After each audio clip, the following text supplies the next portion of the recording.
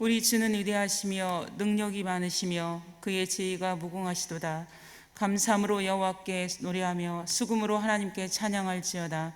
예루살렘아 여호와를 찬송할지어다. 시온아 내 하나님을 찬양할지어다. 아멘.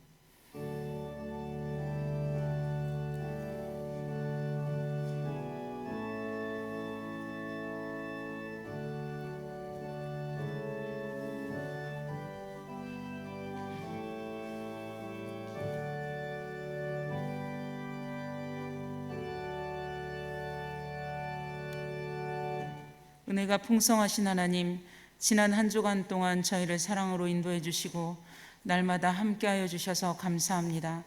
창조절 11째 주일 추수감사 주일 예배로 드리는 우리 예배를 기쁘게 받아주옵시고 풍성한 은혜를 부어주시옵소서. 예수님의 이름으로 기원합니다. 아멘.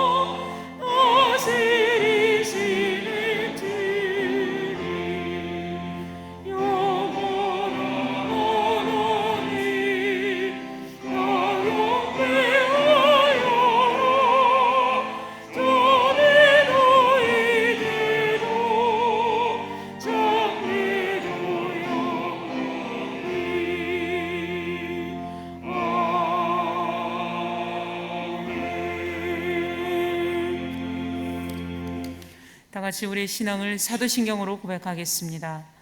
전능하사 천지를 만드신 하나님 아버지를 내가 믿사오며 그 외아들 우리 주 예수 그리스도를 믿사오니 이는 성령으로 잉태하사 동정녀 마리아에게서 나시고 본디오 빌라도에게 고난을 받으사 십자가에 못 박혀 죽으시고 장사한 지 사흘 만에 죽은 자 가운데서 다시 살아나시며 하늘에 오르사 전능하신 하나님 우편에 앉아 계시다가 저리로서 산자와 죽은 자를 심판하러 오시리라. 성령을 믿사오며 거룩한 공회와 성도가 서로 교통하는 것과 죄를 사하여 주시는 것과 몸이 다시 사는 것과 영원히 사는 것을 믿사옵나이다. 아멘. 여호와께 감사하라. 그는 선하시며 여호와께 감사하고 그의 이름을 불러 아뢰며 그들이 광야 사막길에서 방황하며 거주할 성을 찾지 못하고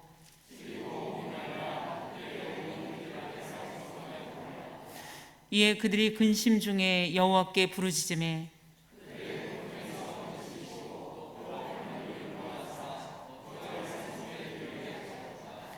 여호와 인자하심과 인생에 행하신 기적으로 말미암아 그를 찬송할지로다.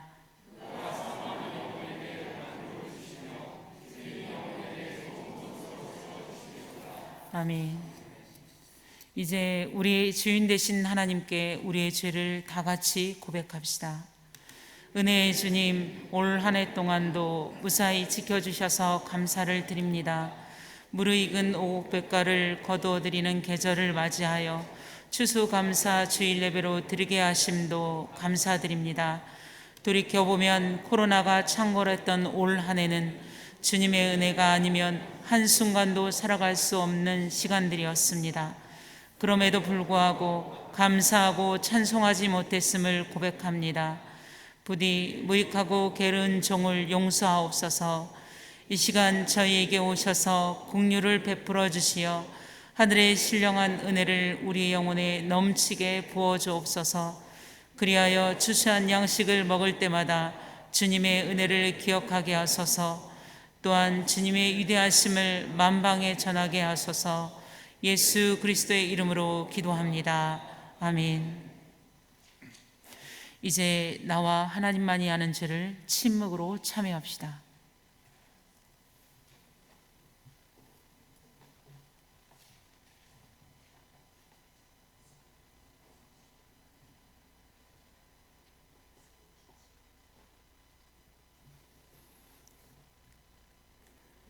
여기 참으로 기쁜 소식이 있습니다. 우리가 죄인이 되었을 때 주님께서 우리를 위해 죽으심으로 우리를 향한 주님의 사랑을 확증하셨습니다. 십자가에 달리심으로 그리스도가 되신 예수님의 이름으로 우리가 용서받았음을 확신하십시오. 주님의 사랑에 감사와 찬양을 드립니다.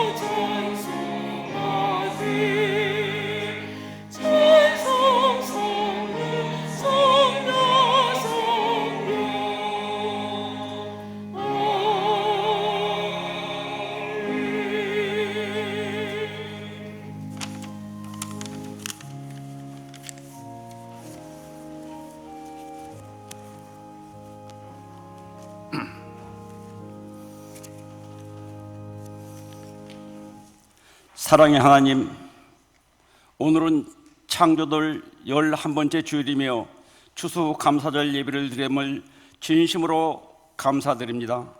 오곡 백과가 풍요로운 결실의 계절, 감사의 절기에 하나님의 임재를 깨닫게 하시고 올 한 해 동안 하나님께서 베풀으신 자비와 은혜에 감사한 마음을 담아 예배드리게 하여 주시고, 소외당하고 어려움을 처해 있는 이웃과 형제들에게 사랑을 나누게 하여 주시옵소서. 송암교를 사랑하시는 하나님, 코로나19로 예배 환경이 바꾸어져 어려움을 당하고 있지만 김정근 담임 목사님을 비롯하여 당회원과 목회실 그리고 전 교우들이 하나가 되어서 잘 극복하게 하시고, 특히 새벽기도와 수요 성서연구, 금요 성령 집회가 실시간 영상으로서 송출하여 교회에서, 가정과 병상에서, 삶의 현장에서 동시에 예배드리게 됨을 진심으로 감사를 드립니다. 기독교 방송 CBS 영혼의 양식이 한국 교계의 소금과 빛의 역할을 하게 하여 주시옵소서.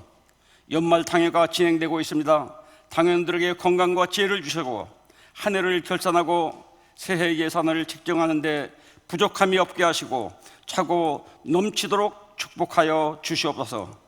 감사의 계절, 우리 잠자는 신앙도 깨어서 믿음으로 결실을 맺게 하시고 강하고 담대하게 믿음으로 승리하는 삶 속에서 주님 보시기에 부끄럽지 않는 삶을 살아가게 하여 주시옵소서. 수험생들의 건강을 지켜주시고 많은 환우들에게 하루속히 회복하게 하여 주시옵소서. 이 시간 감사로 전환이라는 말씀에 태어나실 목사님에게 영육간에 강건케 하여 주시고 말씀을 통해서 은혜와 축복의 시간이 되게 하여 주시옵소서. 시온 성가대의 정성 어린 찬양을 받아주시고 주님 영광 받아 주시옵소서. 추수감사절 맞이하여 사랑을 실천하기를 원하시는 예수님의 거룩하신 이름 받들어 간절히 기도드리옵나이다.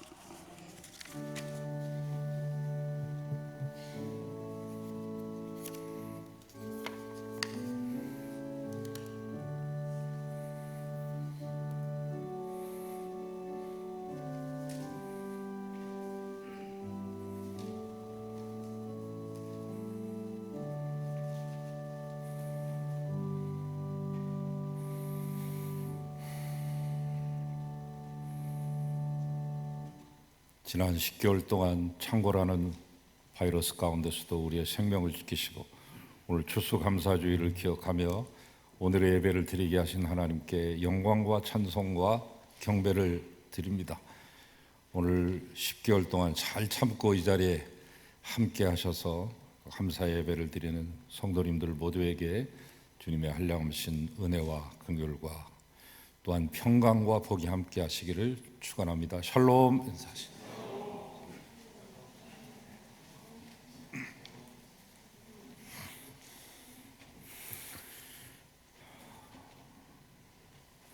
(1단계로) 이제 조정한 지가 얼마 되지 않았는데 이제 곧 1.5단계나 2단계가 이번 주 안에 격상되지 않을까 이렇게 생각이 됩니다. 100명이 계속 넘었고 어제 오늘 200명을 넘고 있는데 확진자가 여러분 건강하시기 바라고 항상 유의하시기 바라고 긴장의 끈을 늦추지 마시고 많이 모이는데 가지 마시고 같이 잡수시는 거 좀 섭섭하시더라도 좀 삼가하실 수 있기 바랍니다.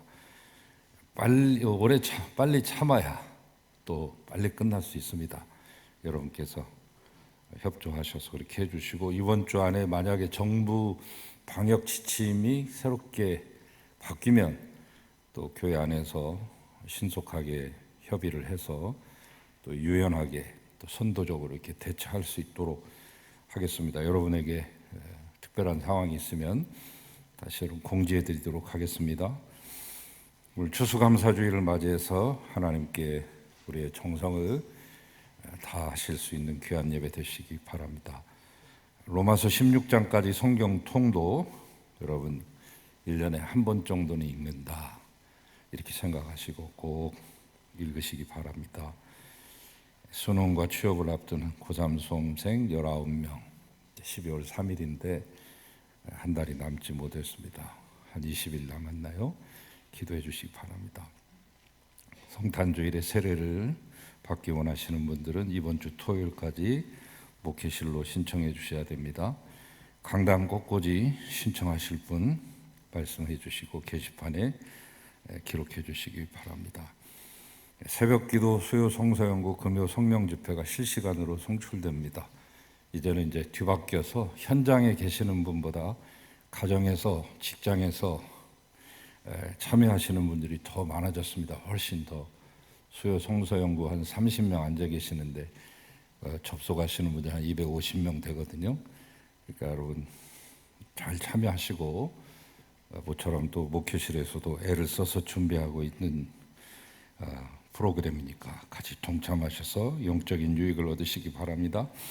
목요일 3시 20분에 방영되는 영혼의 양식에도 함께 참여하시기 바랍니다. 김관식 선교사님 선교 차량 위한 헌금 오늘까지 마감하겠습니다. 그동안 많은 분들이 동참해 주셨기 때문에 다 모아서 곧 보내드리려고 합니다. 난치병 어린이 수혜자 우리 교회에 해당되는 분이 3명인데 다 마감되었습니다. 감사드립니다. 나중에 전달하고 또 보고 드리죠. 연말당에 계속 이어지고 있습니다. 예배 후에 소예배실로 보여주시기 바랍니다. 교육위원회 모임 3시에 있습니다. 청년 축제가 마지막 주 11월 마지막 주에 이게 또 랜선 축제가 되겠습니다. 영상을 통해서 서로 참여하는 자리인데 여러분 이 자리에 다 같이 참여할 수는 없어도 집에서는 여러분 하실 수 있습니다. 같이 여러분 접속하셔서 같이 축제를 즐겨주시고 청년들을 축복해 주시면 고맙겠습니다. 서상윤 안수 집사님 수개월 동안의 병원 생활을 마치시고 집으로 돌아오셨는데 아직 좀 걸으시기가 좀 힘드시다고 하네요. 속히 기력을 회복하셔서 함께 예배하실 수 있기를 기도해 주시기 바랍니다.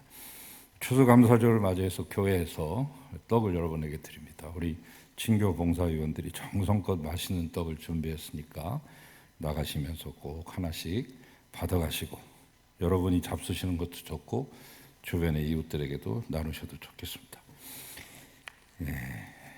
이상 광고 말씀 마칩니다. 예물 드리겠습니다.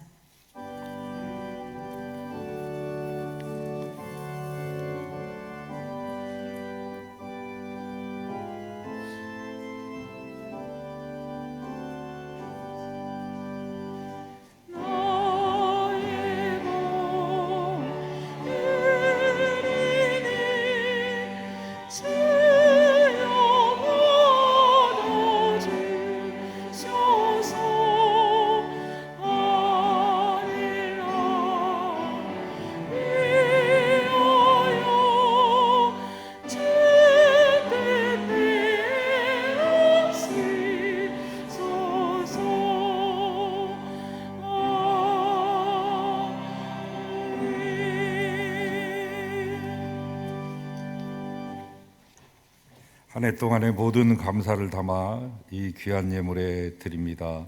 하나님, 우리를 살아있게 하시고 숨쉬게 하시며 일하게 하시고 사명 주신 하나님 감사합니다. 좋은 이제 가족들과 이웃들을 우리에게 주셨사오니 감사합니다.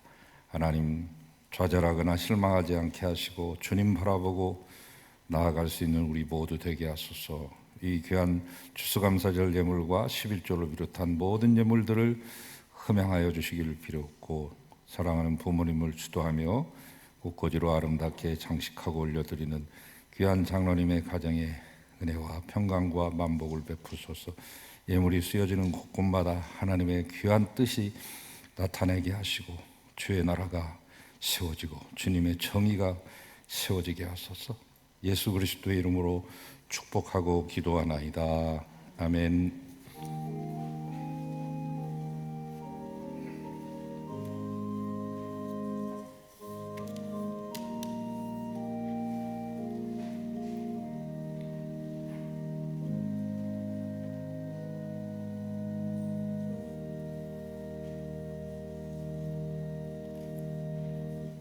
이제 하나님의 말씀을 받겠습니다. 오늘 우리에게 주시는 하나님의 말씀은 하박국 3장 16절에서 19절 말씀과 고린도후서 12장 7절에서 9절 말씀입니다. 먼저 하박국 3장 16절 19절 말씀입니다. 내가 들었으므로 내 창자가 흔들렸고 그 목소리로 말미암아 내 입술이 떨렸도다.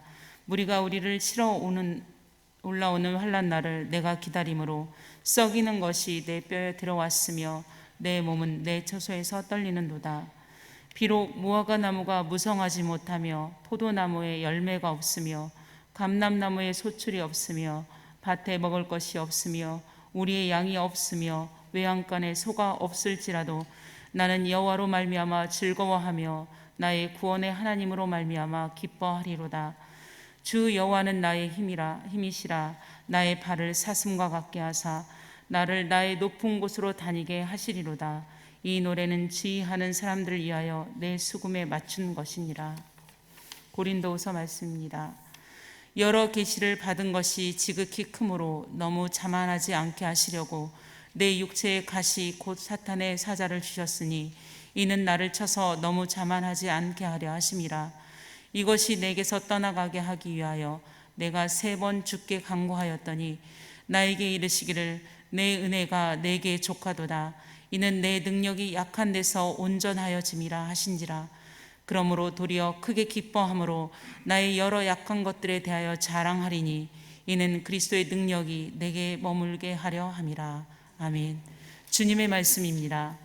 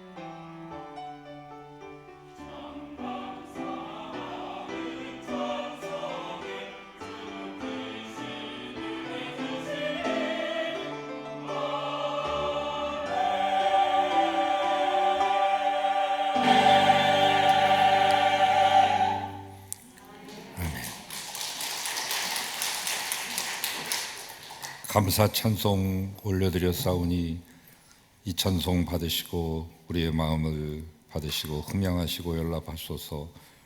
찬양 올려드린 쉬운 성가대에 은혜 주시고 함께 예배하는 모든 성도님들에게 예비하신 은총을 덧입히시며 신원을 운반하는 부족한 종은 그저 통로로만 사용하시기를 비올 때 예수 그리스도의 이름으로 기도합니다.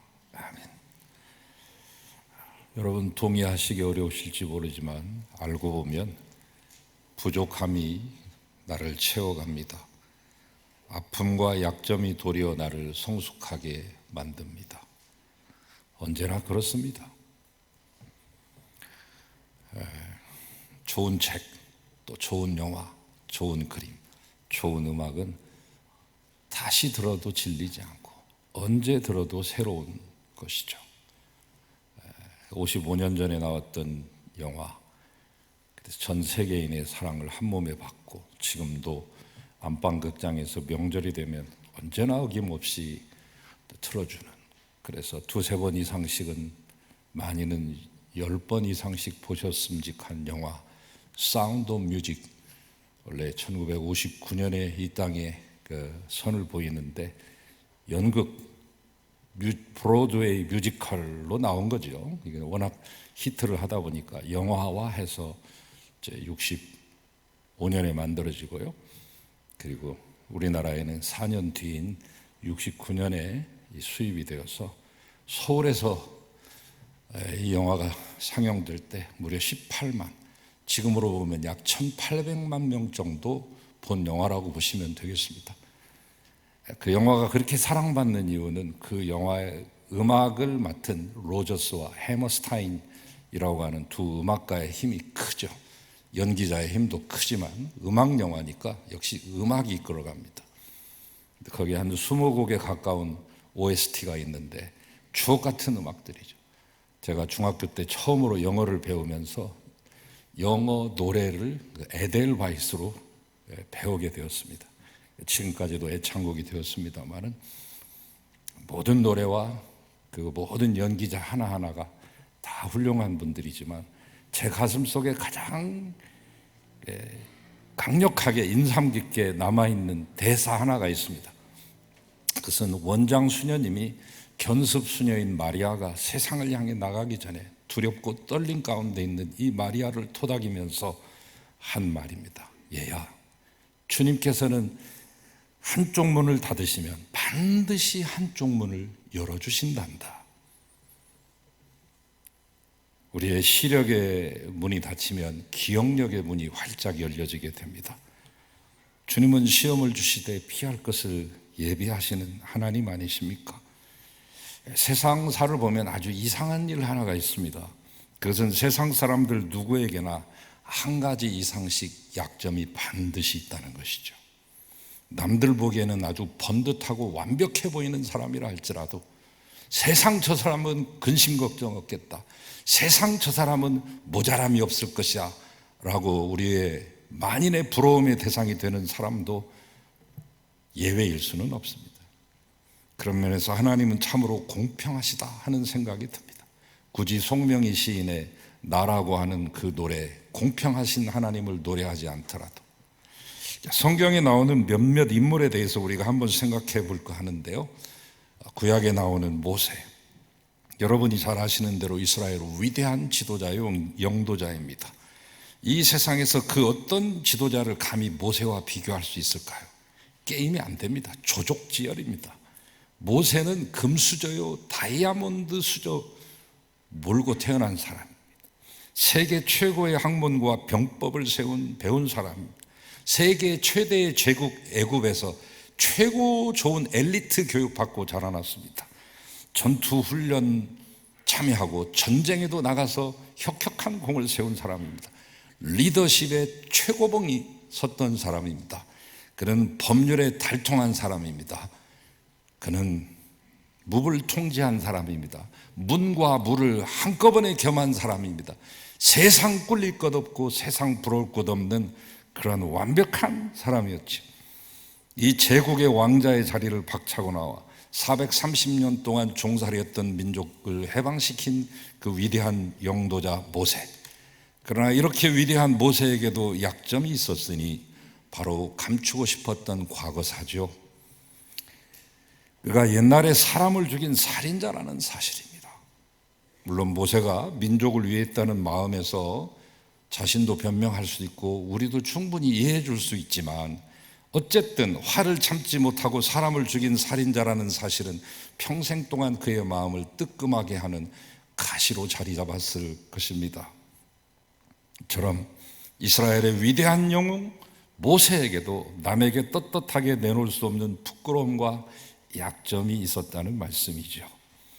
다윗, 천하를 평정한 왕입니다. 제가 이 다윗 왕 무덤 앞에 가보고 새삼 다윗 왕의 그 위력을 실감했는데요, 이 다윗 왕에게 경배하려고 줄을 선 사람들이 지금도 수백 미터 줄을 서가지고 계속해서 관광객들과 이스라엘 현지인 할 것 없이 모두 다윗 왕의 이 무덤 앞에 가서, 물론 가묘입니다마는 묘는 또 다른 곳에 있어요. 그러나 예루살렘 성 안에다가 만들어 놓은 그 가묘이지만 거기다 경의를 표하기 위해서 계속 줄을 서 있는 그 광경을 보고 참 대단한 영향력을 지금도 끼치고 있구나. 오죽하면 이스라엘 국기에다가 다윗의 표를 그려놓고, 꼭지점이 6개 있는 다윗의 표를 그려놓고 이게 우리의 국기다라고 말할 정도가 됐을까. 그도 그럴 듯이 다윗 왕 때에 영토를 엄청나게 확장했어요. 그래서 우리가 고구려가 통일했으면 좋았을 걸 하는 것은 바로 광개토 대왕 때 우리의 영토가 엄청 넓었잖아요. 아시아 동북아의 최강국이었습니다. 저 북쪽으로는 후연과 숙신과 말갈과 여진족들을 다 물리치고 몰아내고, 남쪽으로는 한강 이북에 있었던 백제의 땅을 다 몰아내고 함락시키면서 한강 이남으로 백제를 쫓겨내버렸다. 그래서 가야 땅의 약 30배요, 신라 땅의 약 25배요, 백제 땅의 약 15배 정도 되는 그 엄청난 크기, 저 만주 땅과 그리고 시베리아 땅까지 우리 땅을 만들었던, 그래서 그를 유일하게 우리나라의 왕들 가운데 대왕자를 붙이는 자 둘이 있으니 하나는 세종대왕이요 또 하나는 광개토 대왕이 아니겠습니까? 그래서 대왕이라고 하는 호칭도 너무 작다. 그래서 국강상 광개토 평강 호태왕이라고도 부르고, 그리고 광개토호 태열제, 그냥 왕이 아니라 황제다. 황제도 가장 큰 열국 중의 황제다 해서 태열제라고 그의 이름을 붙입니다마는 22년 제위기간 동안에 수백 개의 이 성읍과 1,400개의 촌락을 다 점령했던, 요즘 아이들 캐릭터로 말하면 전쟁의 신이죠. 39살 살다 갔습니다만 17살에 왕 돼가지고 39, 22년 통치하는 동안 엄청난 그 국토를 확장했던 사람이죠. 그의 아들 장수왕이, 아버지는 고국왕이요 아들은 장수왕인데, 장수왕 2년 때 광개토 대왕 비를 세워주잖아요.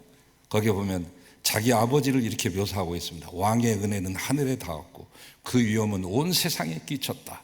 온누리의 백성이 생업에 힘쓰면서 평안히 살 수 있었다. 나라를 부강하게 했으며 풍요했으며 온갖 곡식들이 풍성하였다. 우리나라가 사람들이 이 광개토 대왕을 열망하고 흠모하던 그 까닭 그대로 현재 이스라엘 백성들도 다윗 왕을 그래서 흠모하는 것이고, 그의 명성을 떨치는 이유가 바로 거기 있습니다. 그러나 그랬던 그도 남에게 내어놓을 수 없는 부끄러움과 수치를 한 몸에 안고 평생을 살았던 사나이에 불과했습니다. 아픔과 약점이 한두 가지가 아니었습니다. 우리아를 죽음으로 내몬 사건에서부터 그의 아내 바세바를 강탈하여 간음했던 사건에 이르기까지, 다른 아픔과 약점은 다 차치하고라도 감춰두고라도 큰아들 압살롬이 아버지를 대항해서 반란을 일으킨 것만큼은 감출 수 없는 사실입니다. 다윗은 그날 밤 맨발에 머리를 산발한 채 울면서 기드론 시내를 건넜습니다. 무려 3년 동안 아들의 칼을 피해 다니며 망명의 길에 오릅니다. 여러분 생각해 보세요. 생애에서 가장 큰 아픔과 쓰라림이 있다면 자식에게 배반당하는 거 아니겠습니까? 친구나 동료한테 배반당하는 것은 다반사고, 동업하다 다 폐업하는 것은 다반사고, 내 몸에서 난 자식이 나를 죽이려고 합니다. 이럴 때 천하를 다스리는 왕이면 뭐합니까? 고대 근동지방의 가장 큰 영토를 가지고 있으면 뭐합니까? 부와 명예와 권력이 있으면 뭐합니까? 자식에게 배반당한 사람이라면 그는 이미 인생을 실패한 자요 모든 것을 잃은 자인데, 그가 죽었을 때, 자식이 죽었을 때, 대형 무도하고 폐역한 이 자식 죽었을 때 속 시원하다 하지 않고 남에게 들키지 않으려고 눈물을 감추며 성누의 꼭대기에 올라가서 문 걸어 잠그고 울지 않습니까? 압살롬, 내 아들 압살롬아, 너 대신 차라리 내가 죽었을 것을. 압살롬 내 아들아. 다윗이라는 사람, 그런 뼈저린 아픔을 가지고 평생을 살았던 사람입니다. 하나님께서는 당신이 그렇게도 아끼고 사랑하셨던, 내 마음에 합한 자라고 명칭했던 그 다윗에게도 이 아픔의 열애를 허용하지 않았습니다. 신약에 나오는 예수 그리스도의 수제자라고 일컫는 베드로, 지금도 로만 캐톨릭 성당의 최고의 성당, 교황이 머무는 성당, 교황이 탄생할 때마다 알려주고 교황이 많은 사람들을 만날 때마다 베란다에 나와가지고 발코니에서 손 흔드는 그 바로 그 성당, 베드로 성당. 제1대 교황이라고 베드로가 칭해달라고 하지도 않았는데 자칭해서 캐톨릭의 제1대 교황이라고 칭함받고 지금도 칭송받는 그 사람, 영광스러운 자리에 앉았는데요, 그런 베드로에게 어떤 아픔과 흠이 있었습니까? 다른 거 그만두고라도, 무식한 건 그만두고라도 3번씩이나 예수님 부인한 일 아닙니까? 치명적인 흠이죠. 다른 사람도 아닌 예수님의 가장 가까운 제자라고 하는 사람이, 그것도 3번씩이나. 그냥 부인이 아니에요. 첫 번째 부인 다르고 두 번째 부인은 강도와 농도가 더 높고 깊고, 3번째 부인은 단순한 부인이 아니라 저주성 부인입니다. 예수님을 거의 저주하다시피 했습니다. 베드로가 아무리 그것을 회개한다 하더라도 배반이나 배신이라는 단어가 나오면 그의 부끄러운 과거가 생각나지 않을 수 없었을 것입니다. 그날 밤 가야바의 뒷뜰에서, 가야바는 당시 현재 제사장입니다. 바로 직전 제사장, 증경 제사장 누구냐면 장인, 가야바의 장인인 안나스입니다. 그들의 집은 딱 붙어 있습니다. 그리고 안나스와 가야바의 집 가운데 뜰이 있습니다. 그러니까 사위와 장인이 같이 공동의 뜰을 공유하고 있는데 그 뜰에서 불법 법정이 열렸습니다. 날이 새고 해야 되거든요. 법정을 여는 시간이 아닙니다. 불법 법정을 열어서 그냥 순식간에 후다닥 해치워버린 게 예수님 재판인데, 안나스의 법정에 한 번 서시고 가야바의 법정에 한 번 서시고 빌라도의 법정에 3번째 서셔서 십자가에 오르시는데, 그 2번째 법정, 거기에 가면 지금 시온성 동서쪽에 위치해 있는데 언덕배기에 기념교회가 있어요. 그 위에서 보면 기드론 시내와 이 게헨나 이 골짜기가 한눈에 보이는 언덕배기에 교회를 지어놨습니다. 100년 전에 지은 교회인데, 그 꼭대기에 십자가가 있고 십자가 위에 금빛 찬란한 수탉이 십자가 위에 앉아 있습니다. 방향개처럼 바람 불면 픽픽 돌아가는데, 그래서 그 교회, 베드로 통곡교회 이름이 갈리칸투 교회입니다. 갈리는 무슨 말이냐면 닭이라는 말입니다. 칸투, 노래한다, 운다 그러면 닭이 울었다. 바로 그 갈리칸투 교회 그 자리, 그 뒷뜰에서 저녁이 되니까 화토불을 켜놓고 모닥불을 켜놓고 손 째고 있을 때 베드로의 정체를 알아본 하녀가 이 사람 저 갈릴리 사람하고 한패라고 얘기했지 않습니까? 그 화토불 모닥불 앞에서 예수님 부인했습니다. 이제 베드로가 어쩌다 뱃일을 마치고 물에 젖은 옷을 말리려 호숫가 모래사장에다가 모닥불 피워놓고 모닥불 피운 자리에서 앉아있으면 그때 그 장면이 떠올라서 괴로워 죽을 수밖에 없습니다. 그에게는 외상후 장애, 트라우마가 있었습니다. 평생 그 트라우마가 그를 붙잡았습니다. 자, 오늘 본문에 나오는 사도 바울은 오늘 우리 기독교 역사상 전무후무한 위대한 사도입니다. 사도 바울이 있었기에 기독교가 있다고 해도 과언이 아닙니다.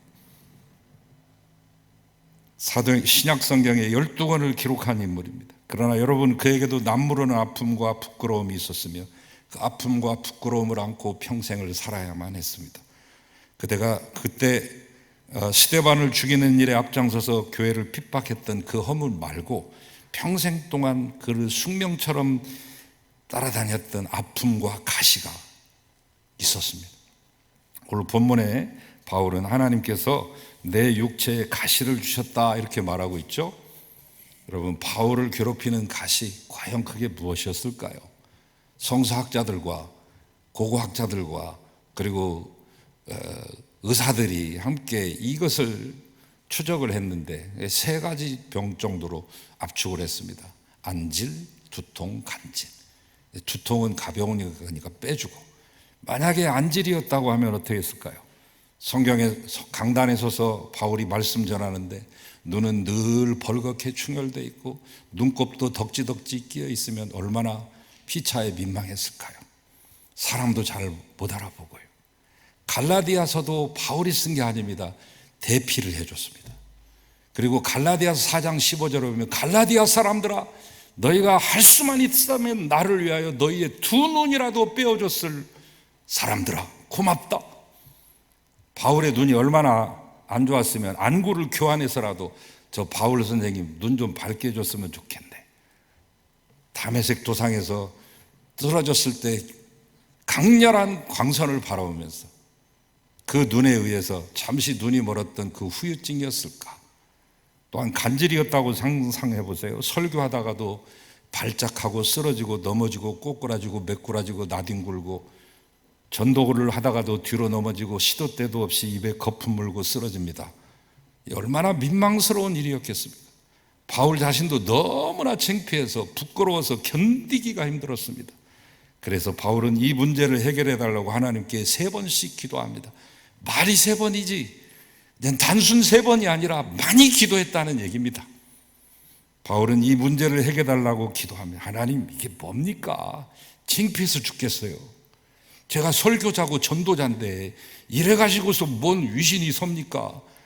저희 위신을 좀 세워주세요. 아마 협박조로 말했는지도 모르겠어요. 하나님, 이 육체가시 제거해 주지 않으면요 하나님만 손해입니다. 전도에 지장 많고요 하나님 영광 가려운다니까요. 그러니까 알아서 하세요. 아니, 그러다가도 어쩌면 애걸복걸했을지도 모릅니다. 하나님, 저에게 어떻게 이럴 수 있는 것입니까? 내 인생 모두 바치지 않았습니까? 주를 위해 모든 것 포기한 사람이 바로 저 아닙니까? 그러한 저에게 상은 주시지는 못할 명령, 이 고통과 부끄러움을 안겨주십니까? 울며 기도했겠죠. 하루 이틀 한 것이 아니고 3번만 한 것이 아니고 아픔에 대한 새로운 시각을 발견할 때까지 기도했습니다. 바울은 당당하고 자신만만한 사람입니다. 무엇이나 남에게 꿀릴 것이 하나도 없는, 책 잡힐 것 없는 완벽한 퍼펙트한 사람입니다. 유대인 중에 유대인이요 바리새인 중에 바리새인이며 나면서부터 8일 만에 할례를 받고 나면서부터 로마 시민권을 취득한 자입니다. 당시 이 2개의 랍비 학파가 있었는데 랍비가 최고예요. 그 당시는 종교가이면서 행정가이고 사법, 입법, 행정을 다 함께 주무를 수 있는 당대 최고의 영향력 있는 사람입니다. 여러분, 행정관 따로 있지만 서기관도 있고 바리새인도 있지만 이 랍비 중에 최고의 랍비의 자리에 오른다는 것은 최고의 명망을 한꺼번에 얻는다는 것입니다. 샴마이 학파와 힐렐 학파가 나눌 때 보수 학파인 샴마이와 진보 개혁 학파인 샴마이가 이 힐렐이 있는데 이 힐렐 학파 중에 최고봉인 가말리엘의 최고의 수제자가 바울입니다. 조금만 몇 년 있으면 최고의 랍비가 되는 자리입니다. 엘리트 중에 파워 엘리트입니다. 어디를 가나 VIP, VVIP 대접을 받는 사람입니다. 어디 가나 상석에 앉으시라고 말하고 어디 가나 호의호식할 수 있는 사람입니다. 그런데 단 한 가지 이 육체의 가시, 바울의 인생의 가장 큰 아픔이고 부끄러움이었습니다. 이 점에 있어서 하나님은 모세와 다윗과 베드로에게 하셨던 것처럼 바울에게도 공평하셨습니다. 열애가 없습니다. 여러분, 그들만 아픔과 부족함이 있습니까? 오늘 이 설교를 듣고 계신 여러분에게도 흠이 있고 아픔이 있고 부족함이 있습니다. 전하고 있는 저에게도 있습니다. 중요한 것은 우리의 흠과 아픔과 부족함이 주님 외에 다른 것으로 채워지지 않는다는 것. 주님으로 채워야만 내 인생의 아픔의 내 인생, 가시의 내 인생을 다른 시각으로 해석해낼 수 있다는 점이죠. 인생은 객관적인 사실보다 해석이 더 중요합니다. 팩트보다 인터프리테이션, 해석이 중요한 것입니다. 사실 우리의 인생은 해석입니다. 꿈보다 해몽이라는 말이 있듯이 해석 잘해야 됩니다. 내 인생을 어떻게 해석하느냐에 따라 우리의 행불행이 결정되기 때문이죠. 믿음의 선배님들은 이 아픔과 가시를 하나님 앞에서 재해석했습니다. 이들이 재해석한 결과가 무엇입니까? 내 인생의 가시가 나를 성숙하게 했으며 아픔 때문에 감사하게 되었다는 것입니다. 오늘 성경 읽어보시면 이 바울이라는 사람, 이 문제에 대해서 아주 골똘하면서 고민했는데 마침내 그 결론에 도달했습니다. 자신의 인생의 가시에 대한 해석의 결론. 서신서 말씀은 바울의 심정을 이렇게 증언하고 있습니다. 여러 계시를 받은 것이 지극히 크므로 너무 자만하게 하지 않게 하시려고, 그 가시가 나를 쳐서 너무 자만하지 않게 하시려고, 내가 교만하지 않게 하기 위하여, 나로 하여금 겸손하게 살게 하시기 위해 하나님께서 나에게 아픔을 주시고 나에게 약점을 주셨으며 부끄러움을 안겨주시고 그것을 아는 채 세상을 살아갈 수밖에 없도록 하셨다. 내 능력이 약한 데서 온전하여짐이라. 내가 약한 그때 강함을 알았노라. 여러분, 이 말씀은 생각하면 할수록 우리의 가슴을 뭉클하게 하는 말입니다. 여러분, 내가 하는 모든 일이 잘 되고 만사에 형통하면 네가 얼마나 교만할 것이냐, 성경을 우리에게 반문합니다. 만약에 너의 인생의 아픔과 눈물이 없었다면 오늘 네가 이 자리에 앉아 있었겠느냐? 너의 삶이 평안하고 아무 걱정 없었으면 너 하나님 잊어버리고 살지 않았겠어? 라고 반문하고 있는 것입니다. 우리가 살아가는 모습을 보면 나에게 약점이 있으니까 다른 사람에게 함부로 하지 못하고 겸손할 수 있는 것 아닙니까? 나에게 아픔이 있어서 다른 사람의 아픔을 이해하고 실수도 덮어주는 거 아닙니까? 내 삶에도 부끄러움이 있으니 다른 사람의 실수와 허물과 부끄러움을 넓은 마음으로 품을 수 있는 것 아닙니까? 만약 나에게 그런 모습이 없고 내가 완전한 사람이라고 한다면 다른 사람의 허물에 대해서 우리는 그리 관대하지 못할 것입니다. 그런 의미에서 저는 세상에서 가장 불쌍하게 보는 사람이 있습니다. 완벽주의자들. 없는 사람이 불쌍한 게 아닙니다. 못 사는 사람이 불쌍한 게 아닙니다. 못 배운 사람이 불쌍한 사람이 아닙니다. 가장 완벽하다고 생각하는 자들이 가장 불쌍한 자들입니다. 왜? 그들은 평생을 자기를 바라보다가 죽어갑니다. 그들에게 이웃은 없습니다. 형제 따위가 안중에 들어올 리가 없습니다. 모세가 살인자라는 아픔이 없었다면 애굽 궁궐을 빠져나왔을까요? 수배령 내렸으니까 빠져나와서 도망친 거지. 노예로 살아가는 동족들의 아픔을 자신의 아픔이라고 느꼈을까요? 아마도 그는 애굽 왕자로 평생을 살고 호의호식했을 거며 동족의 아픔 따위는 모른 척하고 평생 살았을 것입니다. 다윗은 어떻습니까? 실패와 그 아들의 배반이 없었다면 승승장구하며 눈물 젖은 빵을 먹는 백성들의 아픔을 이해하지 못했을 것입니다. 베드로, 그 자신이 그렇게 돌이킬 수 없는 부끄러운 실수하고 하나님 앞에 사람 앞에 면목 없는 사람이 되었으니 고난받는 교우들을 향해 위로의 메시지 고린도 전후서를 기록할 수 있지 않았습니까? 베드로에게 흠이 없었다면 그는 용서와 관용보다는 꾸지람과 추상 같은 정죄함만을 내세웠을 것입니다. 아무 약점 없고 흠도 없고 모든 조건 완벽하게 갖춘 바울, 생각만 해도 가슴이 꽉 막히는 사람. 제가 이 사람하고 같이 일한다고 하면 저는 하루도 숨 못 쉬고 살 것 같아요. 너무나 완벽하니까. 최고의 가문, 최고의 학벌, 거기에 종교적인 열심까지 특심하니 흠잡을 데 없는 사람입니다. 더군다나 하나님을 위하여 자신의 모든 것을 포기한 사람.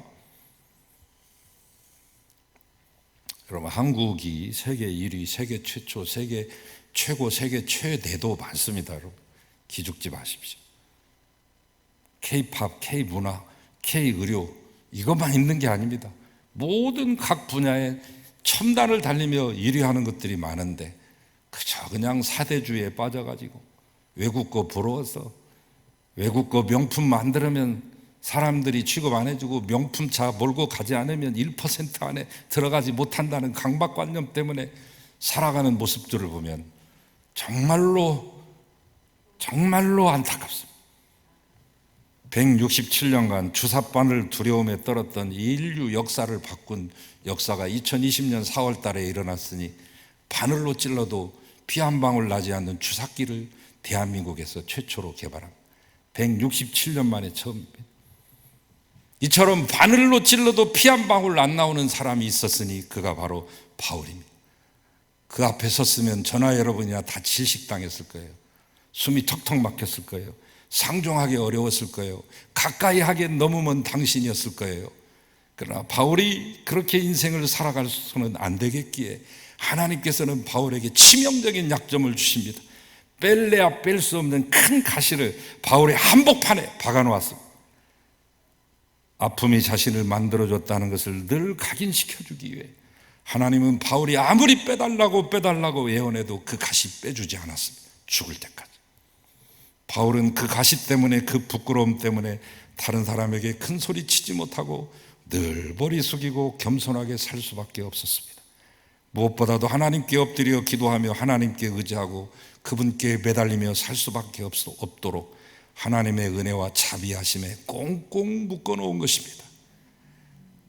자신의 말할 수 없는 부끄러움이요 걱정거리 없애달라고 3번이나 기도했는데 안 들어주니까 나중에서 무릎을 치며 깨닫습니다.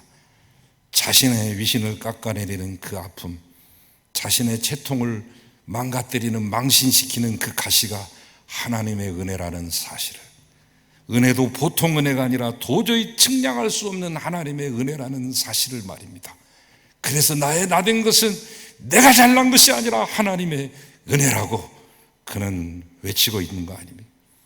그래서 바울은 이제 그 자신의 약점, 자신의 삶을 괴롭히고 아프게 하는 그 가시, 그 부끄러움으로 말미암아 오히려 하나님께 감사하는 자가 됩니다. 그것으로 인하여 기뻐할 수 있게 되었습니다. 이것은 범사의 감사도 아니요 영적인 감사, 영감의 감사였습니다. 오히려 가시가 바울의 인생의 향기가 되었습니다. 가시가 향기가 되다니. 오늘 구약의 말씀 정리하고 끝내겠습니다. 구약에도 감사할 것 없는 한 사람이 감사를 하고 있네요. 나라는 망했죠. 성전은 무너졌죠. 생때 같은 젊은이들, 내 자식들은 포로로 잡혀가 이제 아무것도 없는 그 망해버린 그 폐허에 위해 서서 드린 감사. 비록 무화과 나무가 무성하지 못하며 포도에 열매가 없고 감람나무에 소출이 없으며 밭에 식물이 없고 우리의 양떼 없으며 외양간 송아지 없을지라도 나는 여호와로 인하여 즐거워하며 내 구원의 하나님으로 인하여 기뻐하리로다. 할렐루야. 아픔을 감사로 전환시킨 멋진 기도 아닙니까?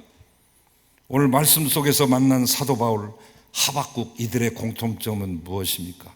아픔을 감사로 전환시킨 사람들, 부족함을 하나님으로 가득 채운 사람들, 감사로 인생을 재해석한 사람들. 그러자 생각하지도 못했던 일들을 감당하게 되며 보지 못했던 세계가 열리고 그 신세계를 보게 됩니다. 육체의 가시로 인해 감사했더니 오히려 그에게서는 하나님의 향기가 풍겨나기 시작했습니다. 2020년 코로나로 인하여 그 어떤 때보다 답답하고 힘들었던 삶을 살아오신 여러분, 그리고 이 추수감사절을 함께 맞이하고 계신 여러분, 여러분의 아픔과 가시 때문에 눈물 흘리지 말고 오히려 감사하십시오.